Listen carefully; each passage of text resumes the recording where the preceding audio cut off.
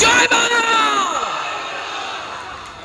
ধন্যবাদ ভাই আফতাবউদ্দিনকে। ও হালেই আমাদের এই জেলার সংখ্যালঘু সেলের সভাপতি হয়েছে এবং প্রথম সভাটাই বারাসাতের অন্তর্গত ছোট জিগিলিয়া অঞ্চলে এসেছে।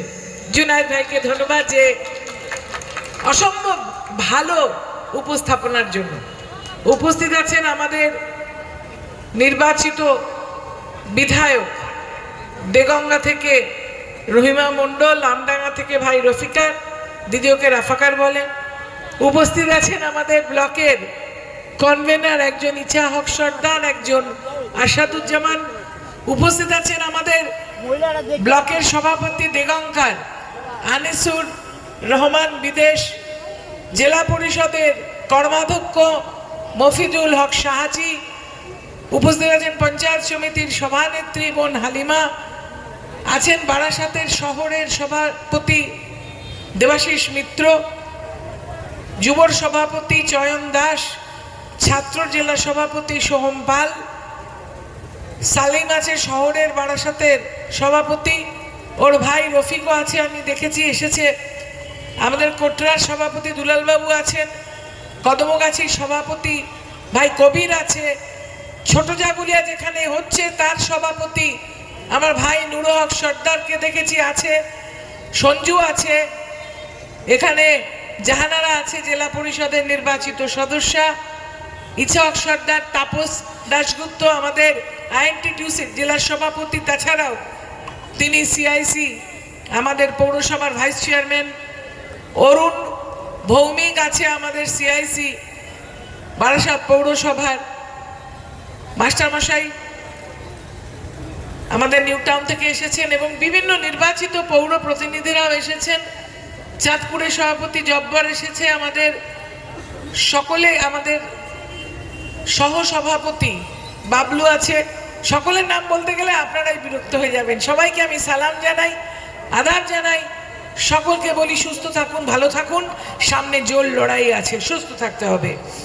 এবং আমরা দেখেছি, ধরুন আমার বয়স 67, আমি রাজনীতি করছি প্রায় 50 বছর হয়ে গেল মমতা বন্দ্যোপাধ্যায়ের সঙ্গে।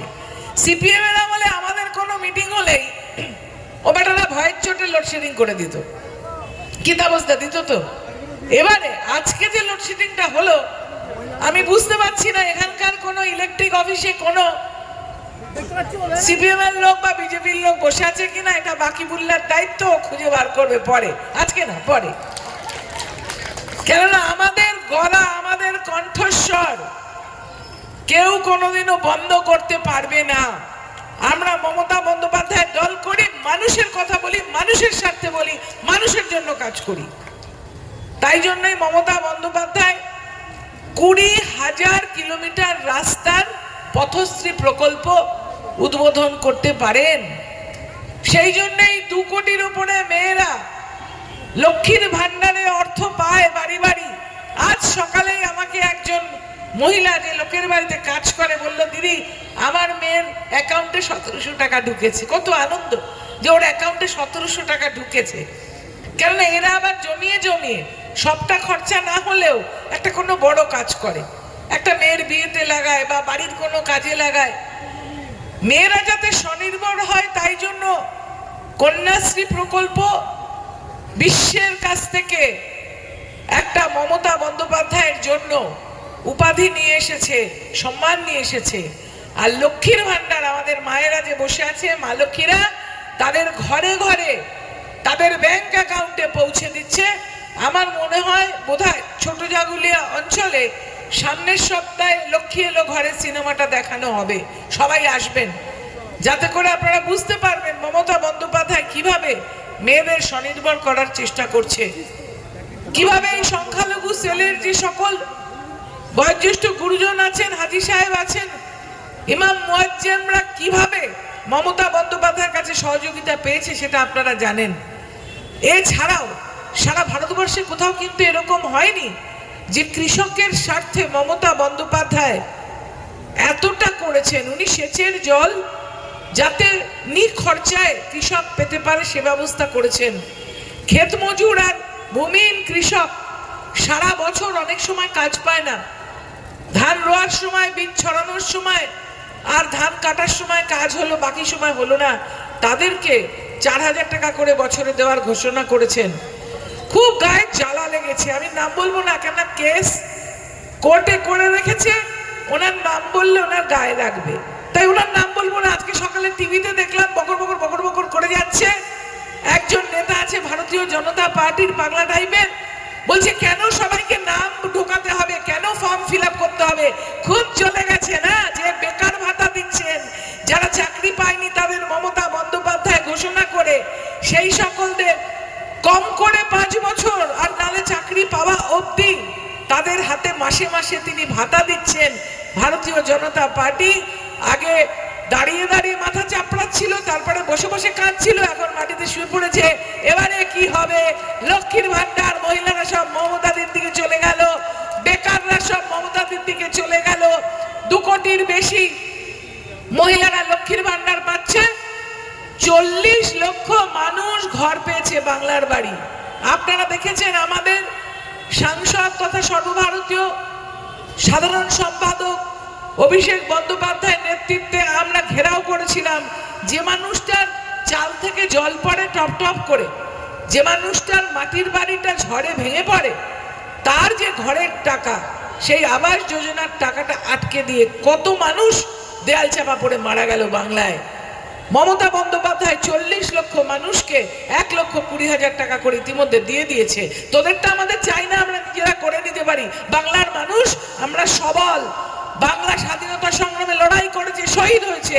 সেই বাংলার দিকে যদি তোরা এরম বইমাত্র সুলভ আচরণ করিস, ভোটের বাক্সে বোঝা যাবে, খুলবি দেখবি ফাঁকা, জ্বলবি আর ফুলবি লুচির মতন। এটা মাথায় রাখি। ভারতীয় জনতা পার্টি সারা দেশটাকে জ্বালিয়ে দিল। তুমি ওবিসি, তুমি ঘোড়ায় চড়ে বিয়ে করতে যেতে পারবে না, বারাত নিয়ে যাচ্ছিল, ছেলেটাকে কুপিয়ে খুন করলো।